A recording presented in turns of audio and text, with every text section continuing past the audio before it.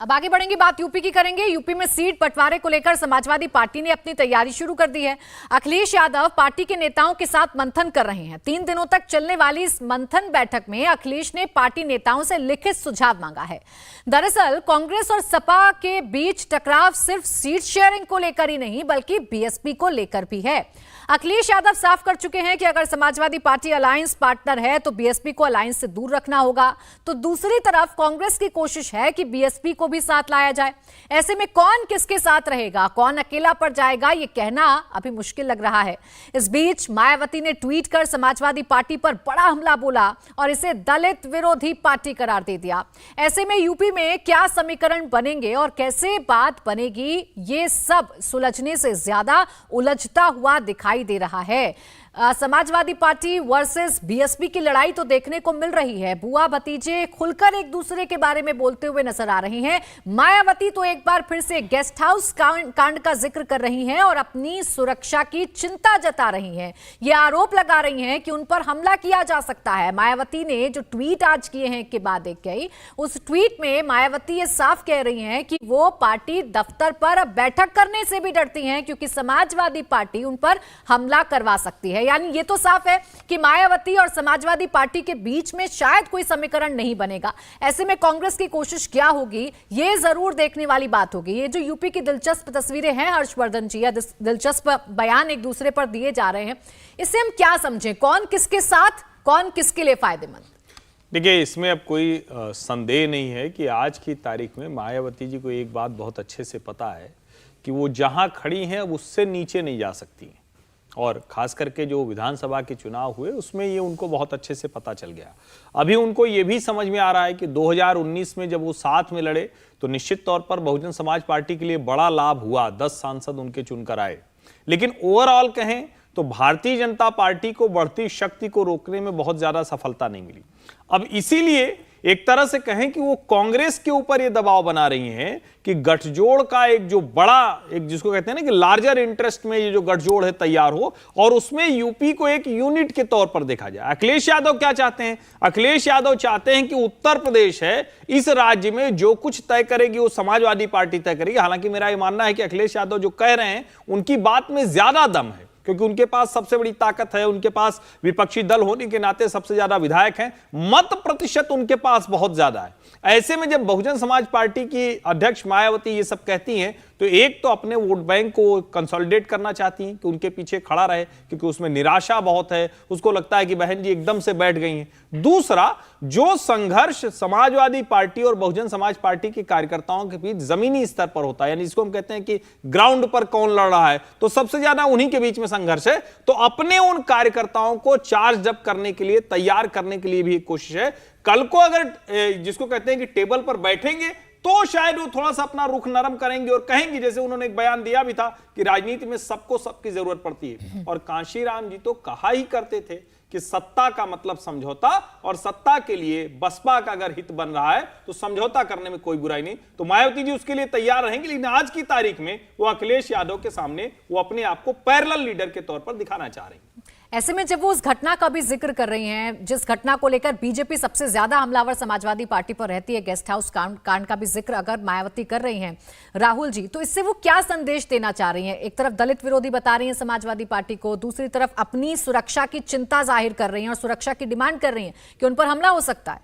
देखिए, इसको समझने के लिए हमें थोड़ा सा पीछे जाना पड़ेगा। देखिए, 1992 में विवादित ढांचा जब गिराया गया, उसके बाद कांशीराम और मुलायम सिंह यादव ये दोनों मिले और 1993 में जब चुनाव हुआ तो इन दोनों ने मिलकर, यानी बीएसपी और समाजवादी पार्टी ने मिलकर चुनाव लड़ा।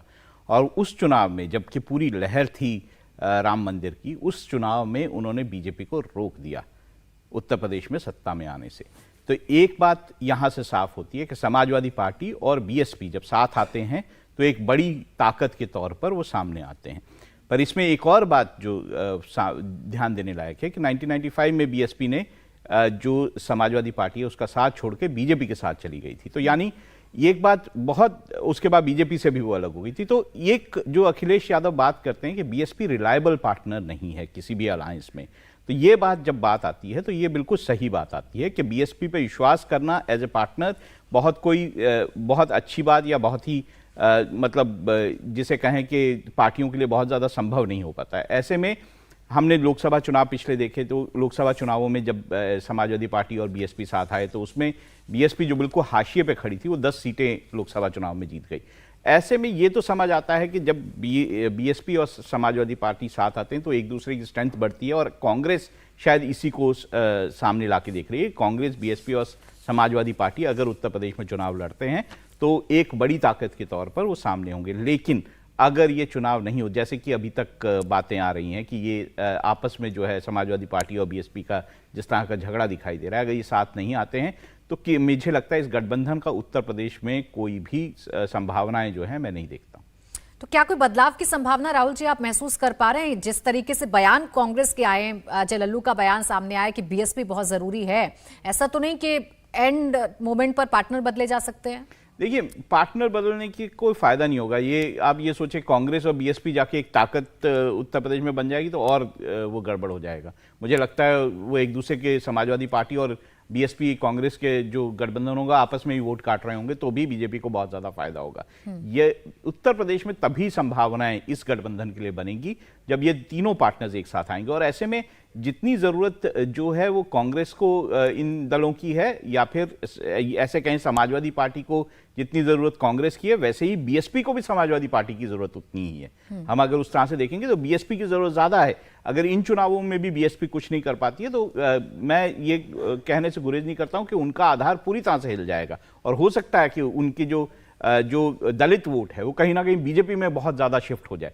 तो मुझे लगता है कि बीएसपी के लिए भी ये एक अस्तित्व की लड़ाई है कि वो जो है अपने पार्टनर्स के साथ आए, समाजवादी पार्टी और कांग्रेस के साथ आए और एक मजबूत गठबंधन के तौर पर ये चुनाव लड़े। अखिलेश यादव अपनी ताकत को जानते हैं, अपने महत्व को जानते हैं, इसीलिए समीर जी वो अपने शर्तों पर गठबंधन करना चाहते हैं। एक तरफ मायावती को लेकर वो राजी नहीं है, जब जब मायावती को गठबंधन में शामिल करने की बात आती है अखिलेश यादव का कड़ा रुख, उनके नेताओं की बयानबाजी शुरू हो जाती है।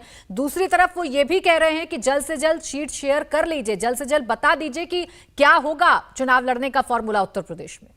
देखिए, मुझे लग रहा है कि उत्तर प्रदेश के अंदर अखिलेश अपनी ताकत को ज्यादा मानकर चल रहे हैं। जिनकी उतनी ताकत नहीं उससे ज्यादा वो आकलन लेकर चल रहे हैं। उन्हें लगता है कि मायावती को एक साइड कर वो कांग्रेस से गठबंधन कर लेंगे, जयंत चौधरी से गठबंधन कर लेंगे और भारतीय जनता पार्टी को रोक लेंगे। मुझे लगता है यह सरासर नादानी है।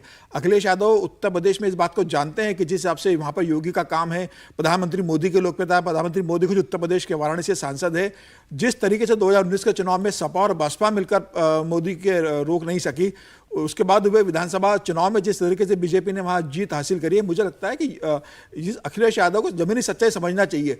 बिना बहुजन समाज पार्टी के कोई भी गठबंधन भारतीय जनता पार्टी को उत्तर प्रदेश में रोकने में सफल नहीं होगा। मायावती भले सीट नहीं जीतेगी, लेकिन यह तय है कि वह कांग्रेस और सपा को कई सीटों पर हरा देगी। यह जमीनी सच्चाई है। और 12% का वोट बैंक अभी भी मायावती के साथ जुड़ा हुआ है, भले विधानसभा में उसको एक सीट मिली हुई हो। तो मुझे ऐसा लगता है कि अखिलेश यादव इस बात को समझना चाहिए। कांग्रेस इस बात को समझती है कि उसे अगर अमेठी और रायबरेली जीतना है या 1-2 सीटें और जीतना है तो बहुजन समाज समीर जी, बुआ ने इल्जाम लगाया अखिलेश यादव पर, भतीजे पर, तो उन्होंने भी जवाब दे दिया है। वो ये कह रहे हैं कि सुरक्षा की इतनी चिंता है तो बीजेपी को लिखें चिट्ठी, बीजेपी बुलडोजर चलाने में माहिर है, बीजेपी से कहकर बुलडोजर चलवा दे, ये अखिलेश यादव ने कहा है। कम समय में ये पुल बना था जिसमें रेलवे, डिफेंस सबका एनओसी लेके बनाया था, और इसका उद्घाटन में सरकार के लोग थे ही थे, लेकिन उत्तर प्रदेश के पूर्व मुख्यमंत्री एनडी तिवारी जी भी थे। अगर आपको याद हो, आदरणीय एनडी तिवारी जी उस समय जो पूर्व मुख्यमंत्री थे वो भी बहुत रुचि ले रहे थे कि जल्दी पुल बने। कभी कभी रात में वो देखने जाते थे। अगर पुराने पत्रकार साथियों को याद होगा तो बताओ ये किस किस को ब्लेम करेंगे? एनडी तिवारी जी को भी ब्लेम कर रहे हैं लोग। तो सर ये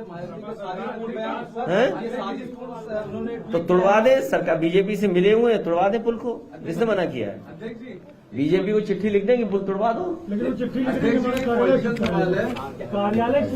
देखिए, मैं किसी पार्टी के बारे में नहीं कह सकता।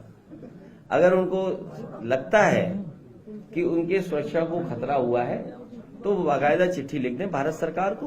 बीजेपी की सरकार है और बीजेपी की सरकार में तमाम बुलडोजर हैं, वो तुरंत बुलडोजर लाके तोड़ देंगे। हम तो इस बात के लिए तैयार हैं।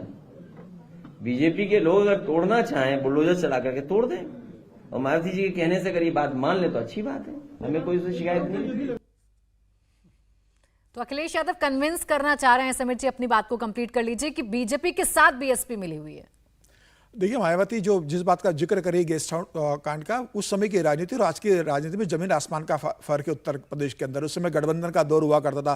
काशीराम और मुलायम की जो जुगलबंदी भी रही और बाद में जो दुश्मनी भी रही, उसके कारण ये सब हुआ था। अखिलेश यादव उस तरह की राजनीति नहीं करते और मायावती वो उस स्टेज में नहीं है कि समाजवादी को उस तरह की कोई दिक्कत आ सके, और ना अखिलेश यादव इस तरह का गेस्ट कांड रिपीट करने की पर्सनैलिटी रखते हैं। मुझे लग रहा है कि मायावती का यह अनावश्यक इस तरह का बयान देना, यह जरूर, लेकिन मायावती का यह बयान बताता है कि जब चुनाव के मुहाने पर जहां समाजवादी पार्टी, बहुजन समाज पार्टी और कांग्रेस को मिलकर लड़कर बैठक करना चाहिए, चुनाव कैसे लड़ा जाए, भारतीय जनता पार्टी को उत्तर प्रदेश में कैसा रखा जाए, उस समय अगर मायावती का इस तरह का बयान अखिलेश पे आ रहा है और अखिलेश उसका बयान दे रहे, तो यह बताता है कि दोनों के बीच तलखी कितनी बढ़ चुकी है और अब लगभग यह नामुमकिन है कि दोनों के बीच किसी तरह का गठबंधन होगा। लेकिन यह बात दोनों भी जानते हैं कि दोनों एक दूसरे की मजबूरी है। क्या मायावती इस बार तय कर चुकी है कि मुझे अखिलेश यादव के साथ चुनाव नहीं लड़ना है, भले ही मैं अपनी सीटें हार जाऊं? मायावती के सांसद भी बात को लेकर चिंतित है कि हम जो 10 सांसद जीत के आए थे, एक को तो उन्होंने पार्टी से निकाल दिया है। वह भी इस बात को जानते हैं कि बिना गठबंधन में जाए वह फिर से जीत नहीं सकते, तो उनका प्रेशर भी मायावती के ऊपर होगा। कांग्रेस भी जानती है कि मायावती की क्या जमीनी स्तर पर ताकत है, उनको देना जरूरी है। अब ये तीनों कैसे इकट्ठे होते हैं, मुझे लगता है कांग्रेस को दोनों के बीच में समझौता कराना पड़ेगा और सीटों का बंटवारा करना पड़ेगा। अगर मायावती इस गठबंधन में शामिल नहीं होती है तो मुझे लगता है कि भारतीय जनता पार्टी को 80 से 80 सीटें जीतने में कोई दिक्कत नहीं आएगी। समाजवादी पार्टी 2-3 सीटों पर भले ही जीत जाए, भारतीय जनता पार्टी का रास्ता बहुत आसान होने जा रहा है। बिल्कुल, ये लोग आपस में उलझे रहे तो बीजेपी के लिए रास्ता और भी ज्यादा आसान हो जाएगा। एक तरफ उत्तर प्रदेश में बुआ भतीजे की लड़ाई खुलकर सामने आ रही है, एक दूसरे पर वार पलटवार किए जा रहे हैं, तो ऐसी एक अनएक्सपेक्टेड लड़ाई पश्चिम बंगाल में शुरू हुई है। पश्चिम बंगाल में टीएमसी के भीतर गुटबाजी खत्म होने का नाम नहीं ले रही है। ओल्ड वर्सेस यंग ब्रिगेड की ये टकराहट बुआ बनाम भतीजे तक आ पहुंची है। खुलेआम बयानबाजियां हो रही हैं, पूरी पार्टी दो खेमे में बंट गई है। ममता बनर्जी के भतीजे अभिषेक बनर्जी, जिन्हें तृणमूल कांग्रेस की युवा ब्रिगेड का नेतृत्व करने वाला माना जाता है, पार्टी के वरिष्ठ नेताओं ने अभिषेक बनर्जी को आड़े हाथों लिया। इसके बाद अभिषेक ममता से मिलने पहुंचे। ममता से लंबी बातचीत के बाद भी विवाद खत्म नहीं हुआ। अपनी पार्टी में अंदरूनी कलह की अफवाहों को खारिज करते हुए अभिषेक बनर्जी ने कहा कि पार्टी पुराने नेताओं और नए सदस्य दोनों के समर्थन के साथ ममता के नेतृत्व में एकजुट है। अभिषेक ने कार्यक्षमता पर उम्र के प्रभाव को स्वीकार करते हुए कहा कि उम्र के साथ उत्पादकता कम हो जाती है, लेकिन साफ किया कि अगर ममता बनर्जी की ओर से जिम्मेदारी सौंपी जाती है तो वो 2024 के चुनावों की जिम्मेदारी लेने के लिए तैयार हैं।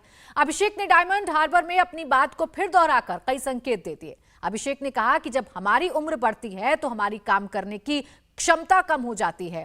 जब मैं 36 साल का था तो मैंने नब्जवार आंदोलन का आयोजन किया था और 2 महीने तक सड़क पर रहा था। क्या मैं 70 साल का होने पर भी ऐसा कर पाऊंगा? मैं जीत गया, ये सच है। हमें इसका सामना करने की जरूरत है।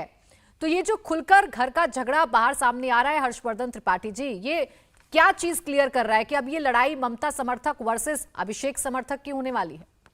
नहीं, मुझे नहीं लगता कि 2024 चुनाव के पहले ऐसा कुछ होगा। और देखिए, जिस तरह से पूरी की पूरी पार्टी फंसी हुई है, जिस तरह से अभिषेक बनर्जी और उनकी पत्नी के खिलाफ वो ईडी के मामले चल रहे हैं, जांच चल रही है, और बड़ा दुर्भाग्यपूर्ण दृश्य अभी हमने देखा है पश्चिम बंगाल में। पश्चिम बंगाल की पूरी सरकार जिस तरह से फंसी हुई है, उसमें ये तो जिसको कहते हैं ना कि एकदम से कोढ़ में खाद जैसा मसला हो जाएगा कि पहले ही पार्टी बुरे हाल में है और ममता जी और अभिषेक बनर्जी के बीच में कुछ हो। दूसरा, अभिषेक बनर्जी को ये बहुत अच्छे से पता है कि वो विरासत उन्हीं के पास आनी है। ममता बनर्जी और किसी को विरासत किसको देंगी? भतीजा ही उनके पास है। अब ये अलग बात है कि भतीजों का ट्रैक रिकॉर्ड भारत की राजनीति में बड़ा खतरनाक रहा है।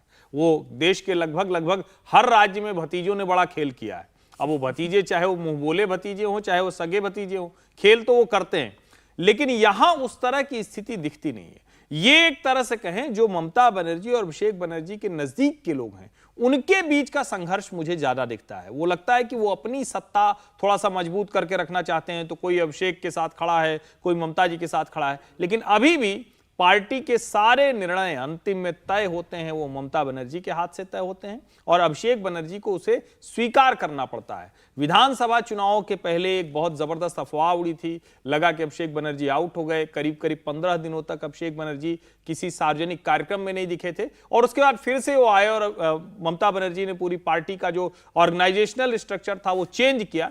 फिर से उसी भूमिका में आ गए। तो मुझे लगता है कि ये उनके नजदीक के लोगों का अपनी वाली राजनीति मजबूत करने की कोशिश है। ममता और अभिषेक के बीच में इतना कोई बड़ा विवाद है या दरार है, ये मुझे नहीं लगता है।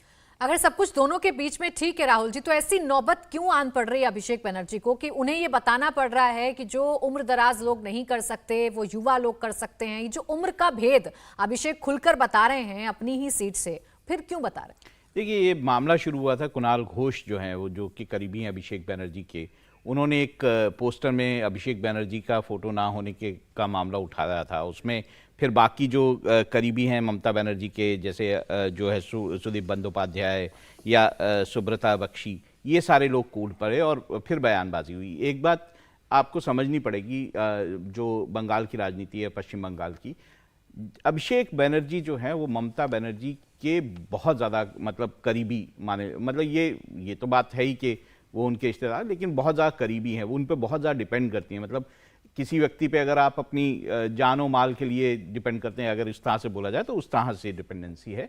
तो आप ये सोचना कि कोई अभिषेक बनर्जी को ममता बनर्जी के खिलाफ खड़ा कर देगा या ममता बनर्जी अभिषेक बनर्जी के खिलाफ कहीं खड़ी हो जाएंगी, ऐसा बिल्कुल नहीं होने जा रहा है। जो टीएमसी की आगे की राजनीति है, जो भविष्य की राजनीति है, वो जो है अभिषेक बनर्जी ही आगे चलाएंगे और ममता बनर्जी उन पर बहुत ज़्यादा विश्वास करती हैं। ऐसे में इन लोगों के भीतर ये जो बातें होती हैं कि अपने आपको करीबी दिखाना किसी और नेता के, शायद इस कारण से ये ज़्यादा लड़ाई झगड़ा हो रहा है। और अभिषेक बनर्जी ने पहली बार नहीं कहा है, जो ओल्ड वर्सेस आप बात करते हैं, अभिषेक बनर्जी का कंसिस्टेंट स्टैंड रहा है कि एक उम्र के बाद नए लोगों को जगह देनी चाहिए, नए लोगों को आगे बढ़ाना चाहिए और इसी तरह से पार्टी आगे बढ़ती है। वो एक युवा नेता के तौर पर इन सारी बातों को करते हैं और युवाओं में अभिषेक बनर्जी का काफी ज्यादा जोर भी है और ये सारे लोग टीएमसी में मानते हैं। मुझे लगता है ये इतना बड़ा इशू बनेगा नहीं। यानी अभी कम से कम दो कैंप तो नहीं है, बुआ भतीजे दोनों अभी एक ही कैंप में नजर आ रहे हैं। हाँ, समर्थकों को लेकर जरूर ये टकराव की स्थिति हो सकती है। इसको थोड़ा सा फिर से क्लैरिफाई करें समझने के लिहाज से। कैंप है, दोनों के नजदीकी नेता बिल्कुल संघर्ष कर रहे हैं। हाँ। लेकिन जब हम ममता बनर्जी और अभिषेक बनर्जी की बात करते हैं, उनके बीच में संघर्ष नहीं, टॉप से संघर्ष नहीं है। हाँ। लेकिन उनके आसपास के लोग वो टिकट को लेकर, वो स्थानीय स्तर पर लेकर, वहां का जो क्लब कल्चर है, कमेटी कल्चर है, उसमें खूब संघर्ष कर रहे हैं। वहां जो लड़ाइयां भी हो रही वो भी खूब जमकर हो रही, इसमें कोई कमी नहीं है। ये तृणमूल कांग्रेस को भले नुकसान पहुंचा सकता है।